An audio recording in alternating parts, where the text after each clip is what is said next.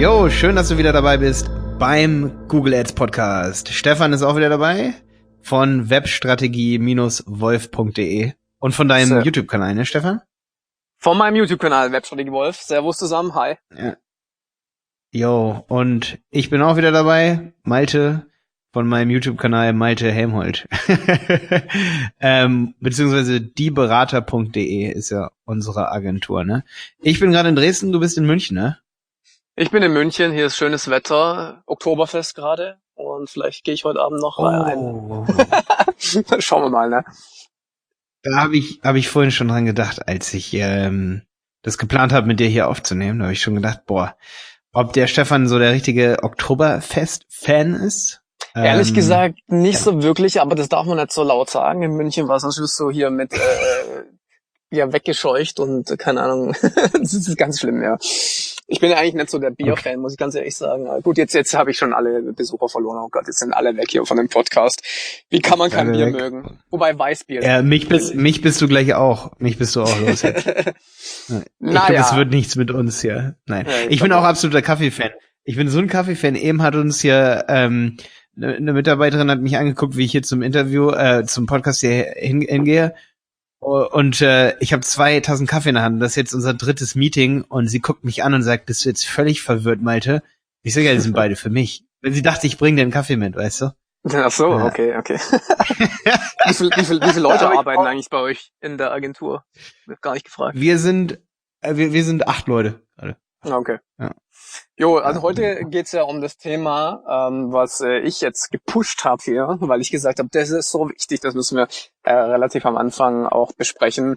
Und zwar die Anzeigen von Google Ads, ja, was man da beachten sollte, wie man solche Anzeigen schreibt, etc. Ja. Mhm. Jo. Ja, da warst du ganz heiß drauf, ne? Soll ich gleich weiterreden, oder was? Auf jeden Fall. Ich wollte dir jetzt mal freie Hand lassen, weil du hast mir ja schon ein paar coole Tipps auch gegeben. Ich denke, da darfst du gerne anfangen. Ja, also im Prinzip ist das natürlich so, dass es ein bisschen underrated ist, sag ich mal, unterbewertet ist. Es ist ja bei SEO nicht so viel anders. Wenn du einen Titel schreibst, sag ich meinen Kunden auch immer, hey, das ist eure Werbeanzeige, ja. Und man macht euch da mal ein bisschen mehr Gedanken. Ich meine, ganz ehrlich, wenn ihr eine Werbeanzeige auf dem Plakat machen würdet, dann bezahlt ihr hier Agenturen teure, die sich da Gedanken machen ohne Ende, und bei Google Ads haust halt irgendwas rein. Ja, ganz ehrlich, ihr müsst es genauso sehen wie eine Werbeanzeige in einem Magazin oder auf einem Plakat. Das ist eure Überschrift, das ist der Grund, warum die Leute auf eure Anzeige klicken sollen, und das ist das, wo ihr sie irgendwie für euch heiß machen sollt. Ja, und ich finde es immer erstaunlich, wie wenig Gehirnschmalz da rein investiert wird in diese ganze Anzeigengestaltung. Ja, also wie gesagt, ich habe ständig für meine eigenen Projekte da irgendwelche neuen Anzeigen getestet. Irgendwann ist der Punkt dann erreicht, wo du sagst, okay, jetzt hast du was richtig gut läuft. Da muss nicht mehr so viel ändern, aber das sollte man auf jeden Fall am Anfang ein bisschen Zeit investieren. Siehst du das anders? Ich sehe das genau so. Vor allen Dingen, ich habe gute Erfahrungen damit gehabt. Ich habe mal von, ich glaube, Claude Hopkins heißt er. Das Buch ist schon 50, 60, 70 Jahre alt. Die haben so mit Mail-Order, also eigentlich mit Bestellungen aus Katalogen, da haben die AB-Tests gemacht durch Badges, die sie auf Kataloge draufkleben und so weiter. Und dann haben sie durch Couponcodes, konnten sie letztendlich schon vor 80 Jahren, ja, in den 20er, 30er Jahren haben die in Amerika schon AB-Tests gemacht, ja. Und haben sich da mega die Gedanken gemacht. Es gibt ein ganzes Buch darüber. Ich glaube, das ist von, wie heißt es? Marketing that makes money. Warte mal, welches ist das nochmal? Auf jeden Fall das ist ein krasser Buchtipp, weil da sind wirklich Hunderte von Tests reingeflossen in diese Bücher, wo wirklich überlegt wird, welche Wörter verkaufen halt oft. Und es stimmt halt, dass dann ein gewisses Pattern ja drüber liegt, welche Wörter oft verkaufen. Weißt du? Ja, weißt du, ja. Und ich habe auch schon so Tests gehabt, wo ich der Meinung war, dass eine bestimmte Sache mega gut verkauft. Wir haben es getestet. Zum Beispiel, du kennst ja dieses Modewort IBIMS, ne? Das haben wir bei einer Zielgruppe zwischen 18 Jahren bis 24 Jahren haben wir das getestet, ja? In der Schweiz. Und die wurde sowas von platt gemacht von einer anderen Anzeige. Also wir hatten so IBIMS dein Punkt, ne? Oder deine Leistung. Und die Zielgruppe war relativ jung und es hat einfach nicht funktioniert. Und hätten wir keine anderen coolen Anzeigen gehabt, die sehr neutralen mit den Benefits haben viel besser funktioniert als irgendwelche kreativen Anzeigen beispielsweise. Aber wir mussten halt auch da natürlich super testen und versuchen, die Klickrate nach oben zu bringen, weil das geht dann natürlich im Wesentlichen auf die Qualität des Kontos, auf der Anzeige, des Keywords, ne? Also war das schon ein gutes Thema hier von dir. Genau, und was ich halt noch ansprechen wollte, war halt, weil du gesagt hast, man kann halt hier mit krassen Wörtern arbeiten und so weiter. Man muss im Online, also generell im Marketing auch sehr, sehr stark aufpassen, dass man das nicht übertreibt. Ja. Was ich damit meine, ist, nehmen wir mal als Beispiel, gehen wir einen kleinen Exkurs Richtung YouTube. Ich meine, das kennst du wahrscheinlich selber. Viele ähnliche YouTube-Kanäle von uns benutzen Methoden, sage ich mal, die sehr, sehr, sehr klickstark sind, ja. Zum Beispiel, wenn man so krasse Wörter benutzt, also ihr kennt das ganze Thema Clickbait und sowas. Das Problem bei der Sache ist, dass du deine Seriosität verlierst, ja. Und ich glaube, das ist auch einer der Gründe, warum wir uns vielleicht auch zusammengetan haben, weil wir da auf einer gleichen Ebene so ein bisschen, glaube ich, auch arbeiten, weil viele halt nicht verstehen, du kriegst vielleicht mehr Klicks dadurch. Und dein Image leidet darunter. Ja, und bei Google Ads ist ja gleich, du könntest auch schreiben, keine Ahnung, 5 ungewöhnliche Hacks für Google Ads. Ob das jetzt durchgeht oder nicht, ist eine andere Frage. Nur, ich meine, damit bist du seriös damit. Ich meine, wenn du eine Zielgruppe hast, wie wir beide jetzt in dem Bereich auch B2B, ja, Unternehmen, kannst du sowas einfach nicht bringen. Weißt du, was ich meine? Das hat zwar bessere Klickraten, aber jeder würde sich an den Kopf fassen und sagen, das ist unseriös. Weißt du, was ich meine? Also das ist auch Humor. Ich finde nicht nur Unseriosität, sondern auch Humor ist oft gefährlich. Oder sehr exotische Sachen. Man sollte sie unbedingt ausprobieren. So viele Leute denken oft auch nicht exotisch genug. Ja, weißt du, wie mit unserem Beispiel IBIMS, dass man irgendwas Witziges reinmacht. Ja. Irgendwas, das ist eigentlich der beste Tipp, dass man einfach mal zu Google hingeht und wenn man jetzt sagt, ich möchte im Suchnetzwerk, ja, da können wir nur auf die Podcast-Episode verweisen von uns beiden, wo wir mal über die Kampagnen reden.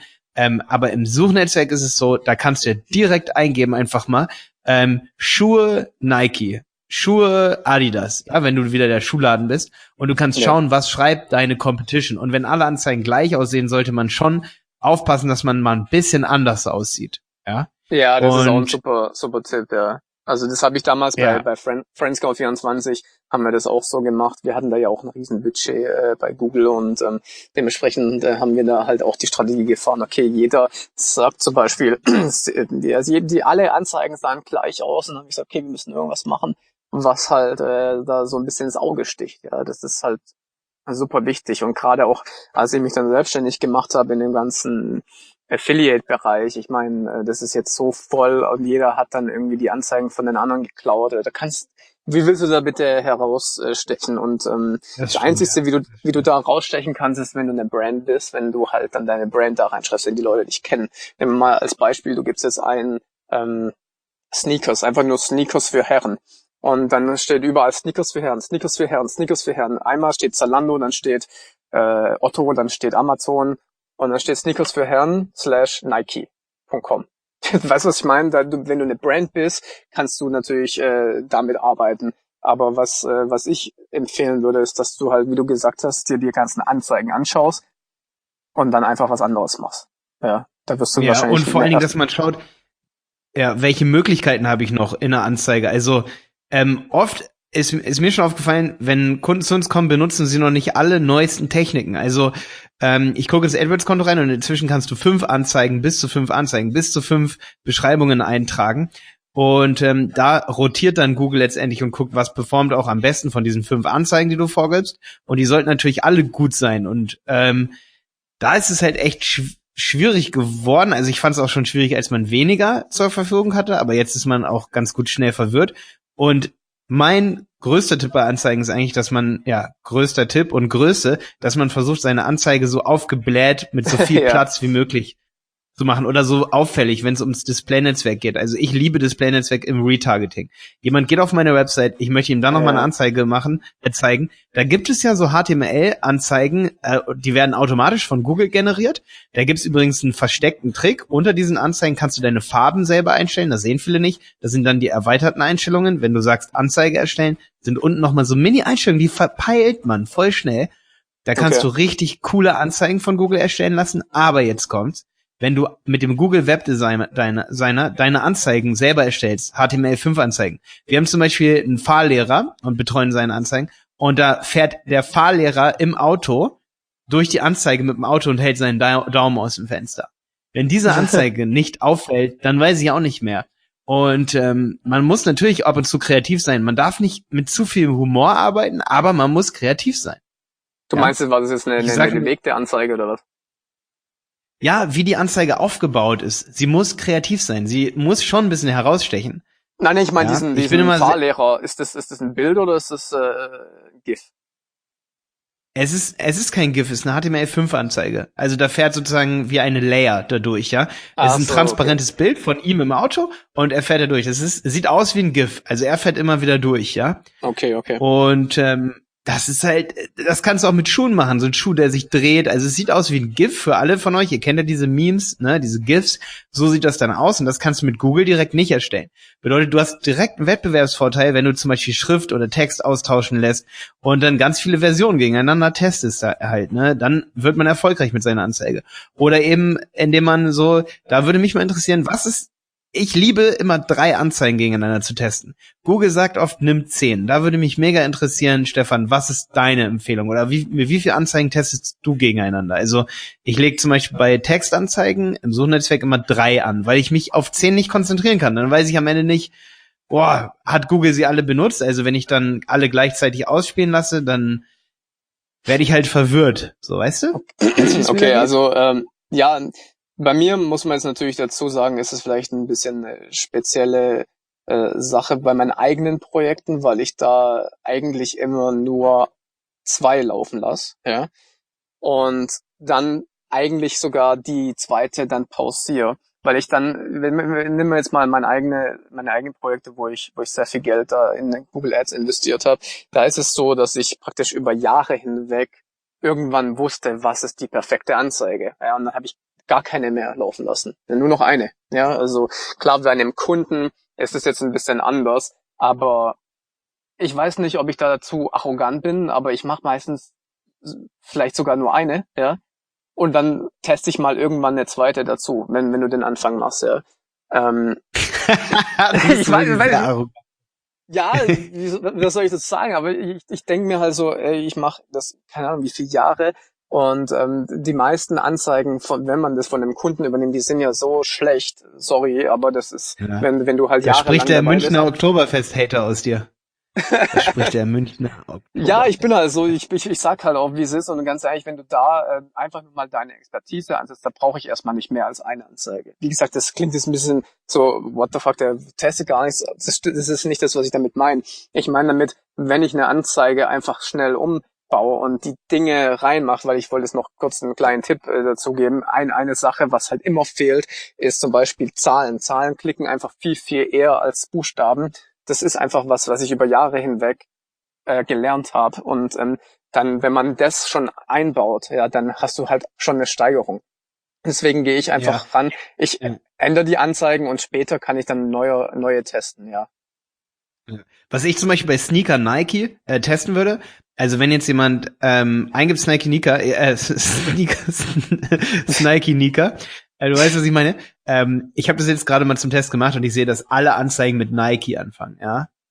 Also steht überall davor. Und wenn ich jetzt Adidas Sneaker eingebe, dann wird es wahrscheinlich auch so sein. Und das ist ja eigentlich auch so ein Tipp. Also die haben wahrscheinlich alle getestet und gesehen, dass wenn die Brand oder das Keyword, das derjenige eingibt oder das, wofür er sich am meisten interessiert, und es ist eben die Brand, ja, dass derjenige das wirklich am Anfang haben will. Und das finde ich auch ein wichtiger Tipp. Also Zahlen sind wichtig in der Anzeige, sehe ich auch so.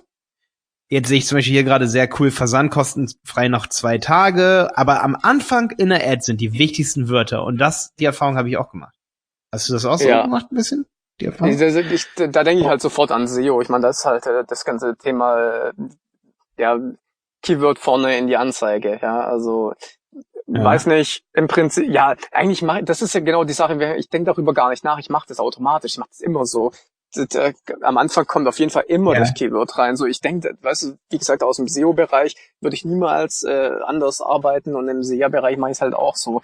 Ja, also ich arbeite auch gerne mit, wenn ich halt super faul bin, dann arbeite ich halt mit Keyword-Insertion, ja, also dann mache ich halt das, was ich suche, halt vorne. Ja. Und damit habe ich gar nicht so geile Erfahrungen irgendwie. Ich habe irgendwie mit Keyword Insertion ich habe die immer sozusagen überholt, verbessert, indem ich die Anzeigen so oft gesplittet habe, dass ich ganz konkrete Anzeigen pro Keyword hatte. Und bei Keyword Insertion, um das mal so zu verstehen, Keyword Insertion bedeutet, dass du einen Platzhalter einfügst in deine Kampagne. Und jetzt kommt das kleine Detail. Wenn jemand dann was eingibt, zum Beispiel Adidas Sneaker, dann wird nicht, wenn jemand zum Beispiel Adidas Sneaker Saisonschlussverkauf eingibt, wird nicht Adidas Sneaker Saisonschlussverkauf da reingesetzt an die Stelle, sondern das Keyword, das die Anzeige triggert. Also wenn die Anzeige ausgespielt wird, weil du Adidas Sneaker eben da stehen hast als Keyword, ja, dann wird das Keyword da reingetan. Das Keyword, das es triggert. Zum Beispiel sagst du Anzeige Adidas Sneaker, ist mir egal, was davor oder was danach ist. Also Phrase Match bedeutet, er tut Adidas Sneaker da rein. Bedeutet, ich habe gar keinen Vorteil durch diese durch die Keyword Insertions. Ja, wie gesagt, ich mach das hauptsächlich an meinen eigenen Sachen, wenn ich zu faul bin, das alles. Aber wo ich dir auf jeden Fall recht gebe, was richtig geil ist, Datenfeeds. Hast du dich schon mal krass mit Datenfeeds beschäftigt? Du kannst eine Excel-Tabelle hochladen, wo du oben im Header hast du eine Spalte Location, dann hast du die nächste Zeige Anzeigentext. Und dann kannst du sagen, wenn jemand aus Dresden googelt, dann sagst du, an alle, die heute an die Elbe gehen, heute gibt's kostenlos Bier in deinem Anzeigentext, ja? Wenn jemand aus München eingibt, dann steht da unten, wenn du an die Isar mit deinen neuen Turnschuhen gehst, fällst du sofort auf, ja? Du kannst auf Basis von Geschäftsdaten-Feeds nicht nur Keywords in deine Anzeige reintun, sondern auch ganz andere Informationen auf deine Zielgruppe zurechtgeschnitten. Das ist ein AdWords-Fact, den viele so nicht machen.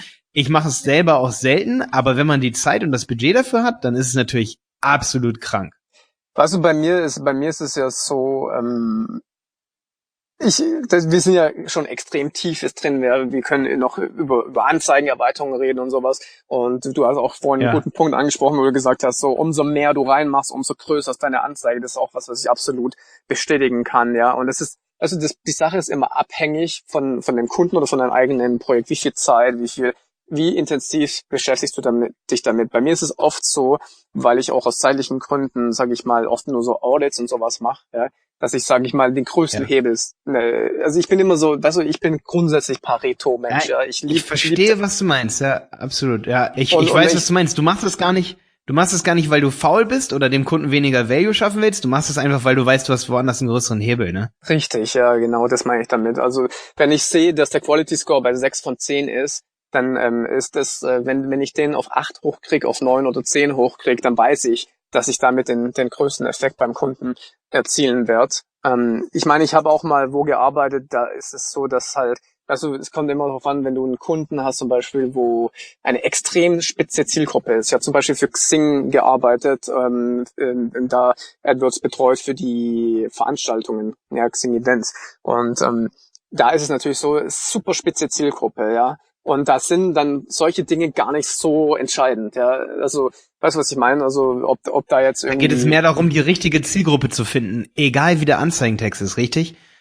Also, so geht es mir nicht ganz egal, aber im Endeffekt, du hast halt, deswegen mit jedem Kunden oder mit jedem Projekt hast du deine eigenen Herausforderungen, sag ich mal. Und für mich ist halt immer das Wichtigste, okay, Quality Score muss stimmen.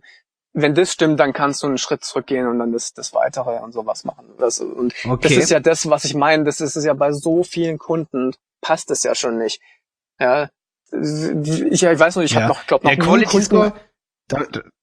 Ja. Darf ich kurz zwischen? Der Quality Score, also die Qualität setzt sich ja zusammen aus deiner Zielseite, aus der geschätzten Klickrate, also wie viele klicken und aus der Relevanz, ne? Und die Klickrate sagt Google, hat den meisten Einfluss auf den Quality Score. Das bedeutet, wenn du die Klickrate erhöhst, die geschätzte, das ist auch immer so witzig, Google sagt, das ist die geschätzte Klickrate, durch eine gute Anzeige kannst du den Quality Score erhöhen. Und da wollte ich noch sagen, weil du meintest, du machst manchmal nur eine.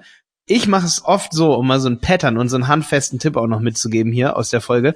Wenn du da draußen jetzt Anzeigen schreibst, mein Tipp ist, mach mindestens eine Anzeige, wo das Keyword am Anfang ist, also Adidas-Schuhe, wenn jemand Adidas-Schuhe eingibt, und Adidas-Sneaker, wenn jemand Adidas-Sneaker eingibt. Das sind wieder verschiedene Anzeigengruppen, um diese Keywords konkret abzuholen.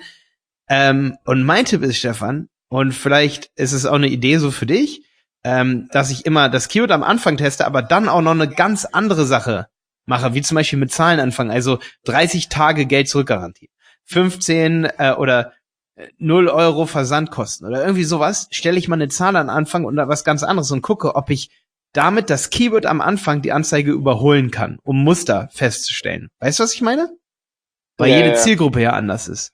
Ja, im Endeffekt. Und das ist eigentlich meine Strategie. Und deswegen kann ich mich nicht auf 10 Anzeigen konzentrieren. Ich will einfach nur gucken, ob entweder das mit dem Keyword am Anfang besser ist oder das eine ganz andere Strategie. Und ich kann mich eigentlich nur auf 2 Strategien, die ich gegeneinander teste, konzentrieren und nicht auf 10 Dinge. Viele sagen ja so, ja, mach 10 Anzeigen. Edward sagt auch, ja, mach 5, 6 Anzeigen. Ich kann mich nicht auf 5, 6 Strategien konzentrieren. Quatsch, Wer kann das? Niemand kann das.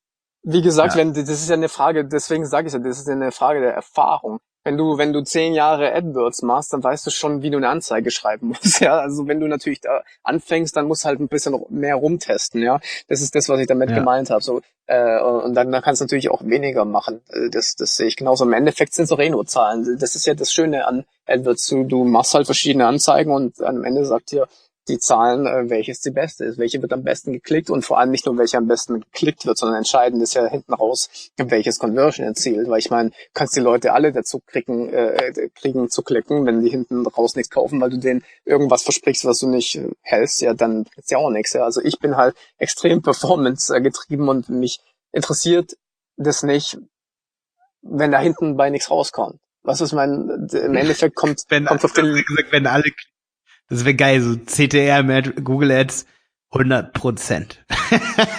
Ja, also... Ja, also Stephan, ich verstehe dich komplett, wenn du schon 100% Klickrate hast, dann brauchst du auch nicht testen. Eben, sag ich doch, ja. Was soll ich da testen? Ja.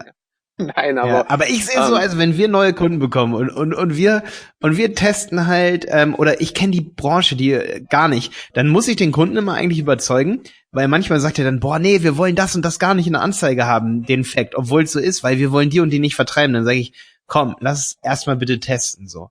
Weil vielleicht macht es den viel qualitativeren Traffic. Das ist immer so, viele Kunden haben dann Angst, oft auch Traffic zu verlieren. Das sehe ich ganz oft, so die Verlustangst. Und das muss man sich aber sehr doll abgewöhnen, habe ich die Erfahrung gemacht, dass man dann auch mal Risiken eingeht und dann in eine der 3 Anzeigen eben rein tut, dass die Software nur für Windows-Computer ist. Das ist schwierig, weil Windows abgelehnt wird, aber zum Beispiel einfach Win 10 reinschreiben. Mein Gott, ist vielleicht auch kompatibel zu Windows 8, aber dann hast du gleich eine Diskussion mit dem Kunden, der sagt, das ist aber auch kompatibel zu Windows 8. Ja, aber man muss es mal testen, weil vielleicht bringt das voll qualitativen Traffic, ja? Und das Schwimmbecken da draußen ist groß genug, um viel zu angeln, ja. Und ja, viele Kunden haben immer die übelste Verlustangst, habe ich so gemerkt. So, boah, nee, dann klickt ja niemand mehr oder hier und da, ne? Wir wollen aber ganz andere und das ist manchmal ein bisschen schwierig dann. Ja, ich meine, wenn du zum Beispiel was verkaufst, ich meine, wir machen ja auch viel in so Coaching-Programmbereich und sowas, da ist es natürlich so, dass viele möglicherweise gar nicht bereit sind zu kaufen und da könnte man, oder arbeiten wir zum Beispiel auch bei eigenen Projekten so, dass wir halt schon den Preis reinschreiben, dass die Leute nur klicken, wenn sie auch bereit sind, was zu kaufen, weil dann sie wissen sofort, okay, das kostet was, ja. Ich habe damit zwar eine niedrigere Klickrate letztendlich, aber ich krieg nur die Leute, die auch bereit sind, Geld auszugeben, weil sonst kriegst du die ganzen Leute rein, die nichts ausgeben wollen. Das ist zum Beispiel auch so ein Trick, den ich empfehlen kann. Ja, also das Thema Vorqualifizierung. Einfach vorqualifizieren. Es gibt einfach Dinge, wo die Leute nicht wissen, ob dass sie dafür Geld ausgeben können, müssen, sollen. Ja, ja. Ja, das ist ein guter Tipp für Anzeigen, dass man vorqualifiziert, indem man den Preis oder ganz mehr transparent arbeitet, als man eigentlich zugeben möchte. Weil die zum Beispiel, über die ich gerade rede, die haben eine Software zum Beispiel und die geht nur auf Windows, aber auf Windows-Servern. Okay, aber ich weiß, da draußen gibt's Leute, selbst wenn es ein Windows-Server ist, also ich kann dir sagen, Stephan, ich stelle mir hier keinen Windows-Server hin. Das kannst du knicken. wenn ich eine Software suche, auch wenn die eine Windows Server Applikation haben, ich habe so eine Abneigung gegen Windows, das hat jetzt vielleicht jemand anderes nicht, aber man würde da die schlecht nehmen, aussortieren und indem man einfach ganz transparent ist. Viel transparenter, als man eigentlich sein will, weil der Einwand des Kunden ist dann, ja, aber das ist eine Serverlösung, das hat gar nichts mit den Arbeitsplätzen zu tun, die dann letztendlich haben, was die für Computer benutzen und so. Aber das Ding ist, man würde schon mal super viele vorqualifizieren und sagen, es gibt viele Leute, die wollen gar nichts mit Windows zu tun haben. Die haben auch schlechte Erfahrungen mit Windows-Server-Applikationen letztendlich, ne? Die wollen einfach nichts damit zu tun haben. Also kann man die wegselektieren. Und das Vorqualifizierung ist gut, dass du das nochmal gesagt hast. Das ist ein wichtiger Tipp. Auch Preise, selbst, das machen wir auch oft. Dann schreiben wir ab 10.000 Euro rein, wenn es um eine Dienstleistung geht oder so. Weil wir wollen keine Klicks von Leuten, die weniger ausgeben würden. Ja. Wie gesagt, ich sehe das selber bei meinen Kursen oder sowas, bei webkurse.de, mache ich das teilweise so, dass ich das einfach schon hinschreibe. So, weil, wie gesagt, gerade in dem Bereich Wissen, was wir ja hier auch liefern, ist es nicht schwierig, aber es ist oft bei vielen Leuten so, dass ich sage, ich will dafür kein Geld ausgeben, das kriege ich doch alles umsonst. Ja. Ich bin halt dann ein bisschen anderer Meinung. Ich finde halt, dass Expertenwissen auch einen Wert hat und das sollte man nicht alles komplett umsonst hergeben. Deswegen hatten wir auch ganz am Anfang die Diskussion, wo ich mir ein bisschen schwer getan habe, dass man sagt, okay, man gibt alles umsonst praktisch her. Aber da muss man dann halt von Anfang an so ein bisschen sagen, okay, das kostet x Euro, ja, und wenn du da nicht bereit bist, das zu zahlen, dann brauchst du nicht auf die Anzeige klicken, ganz ehrlich, dann will ich dich auch nicht auf meiner Webseite. Ja, aber Stephan. Ja. Ich habe dich ja jetzt überzeugt, ne, dass wir das hier machen mit dem Podcast, weil wenn du mir hier sagen willst, dass es dein Leben nicht schöner macht, dich jede Woche mit mir hier zusammenzusetzen, dann drücke ich jetzt hier auf Stopp. Nein, du hast mich ja überzeugt, ja, ganz, wie gesagt, das sehe ich ja jetzt schon so. Und jeder, der da draußen uns jetzt zuhört hier, bitte abonniert natürlich auch hier diesen Podcast, damit wir das hier weitermachen und damit Stephan nicht irgendwann sagt, Malte, siehst du, hab ich's gesagt, hier hört keiner zu und es ist Expertenwissen. Ja, nee, also geht's zu iTunes. Ich meine, im Endeffekt, man muss ja natürlich auch unterscheiden, so, wenn du natürlich wenn du dieses Wissen auf ein individuelles Projekt überträgst, dann hat es ja nochmal exponentiellen Wert, ja, also das heißt ja, du kannst dir die ganze Theorie dir jetzt hier anhören. Grundsätzlich hast du die Möglichkeit, das dann alles selber umzusetzen, oder du hast jetzt zum Beispiel uns, die das dann letztendlich nochmal bei deinem eigenen Projekt machen. Ich meine, dann ist es natürlich nochmal eine ganz andere Sache, ja, das ist ja klar. Aber ich meine, es gibt auch zum Beispiel viele Veranstaltungen. Ich war auch früher bei Scout24 oft bei so Online-Marketing-Veranstaltungen, wo dann die großen Online-Marketer, aber ich rede jetzt nicht von den, also ich rede im B2B-Bereich, ja, von den großen Online-Marketern. Zum Beispiel, ja. Also die haben halt 400 YouTube-Videos. Die haben viele Infos. 400 YouTube-Videos. Echt? Naja, auf jeden Fall, die haben viel Wissen breit ausgegeben und umgesetzt haben es so die wenigsten. So, das ist natürlich deswegen, das habe ich auch festgestellt. Es gibt echt nicht so viele Leute, die sich dann hinsetzen und das wirklich umsetzen und es auch wirklich wollen, ja. Gerade auch im Bereich Affiliate, als ich noch Angestellter war, ich meine, ich hatte Trainee-Kollegen, die hatten das Wissen genauso wie ich, aber niemand hat sich abends hingesetzt, am Wochenende hingesetzt und diese Seiten gebaut. Das gemacht. Ja, also... Ja, Umsetzung schafft Umsatz, sagt man, ne? Deswegen, ja, genau, deswegen meine ich, im Endeffekt, du kannst den Leuten ja alles erzählen, wenn ihr jetzt das anhört und nichts davon umsetzt, ja, dann habt ihr die Zeit verschwendet. Weißt du, was ich meine? Ist es halt so, leider. Ja, du kannst dann zwar vielleicht... Ich hoffe, ja. Kannst dann ein bisschen mitreden, weil du vielleicht ein bisschen mehr Ahnung hast, aber letztendlich mehr Geld bringt's dir letztendlich dann nicht hinten raus. Also wenn du es nicht umsetzt. Ja, also meine Zielgruppe ist ja wirklich auch so ein bisschen welche, die es wirklich, wirklich voll ernst meinen. Und ich weiß, dass du Leute bei YouTube hast. Du hast ja da deine 8.000 Abonnenten oder was. Und ich glaube, ich bin auf jeden Fall mega am Wachsen, mein Kanal so. Deiner ja auch. Du schaltest ja Werbung wie nichts Gutes. Habe ich ja schon gemerkt. Jeder, der auf dein Video geht. Also ich meine jetzt nicht Werbung. Du schaltest nicht Werbung vor deinen Videos. Du schaltest Werbung für deine Videos. Da müssen wir übrigens auch nochmal drüber diskutieren, warum du Werbung auf deinen Videos schaltest. Ich glaube, da hast du so eine Refinanzierungsstrategie oder irgendwie sowas. Aber Stephan,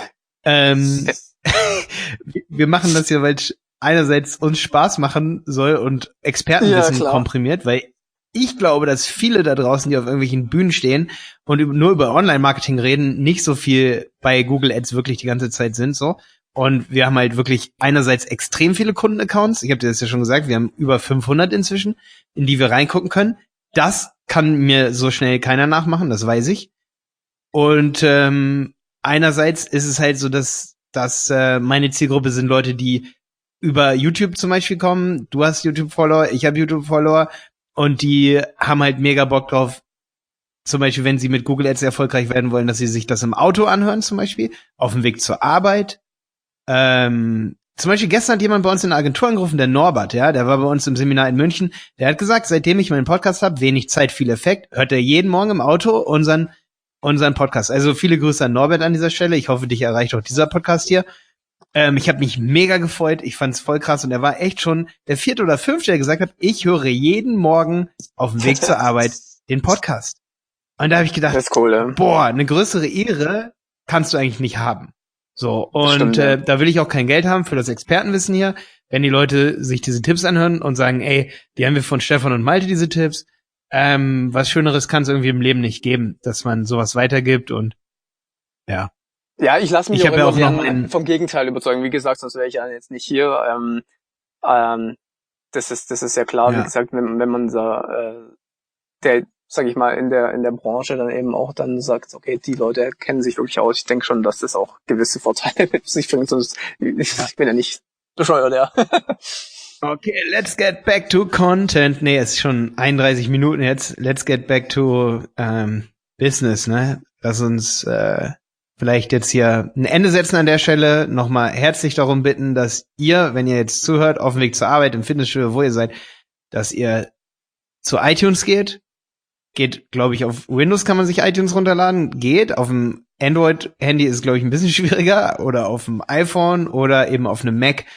Auch auf iTunes diesen Podcast hier zu abonnieren, weil das findet Apple richtig, richtig klasse. Und je mehr Bewertungen und Abos wir haben, desto zarter hört sich unsere Stimme an. Oder?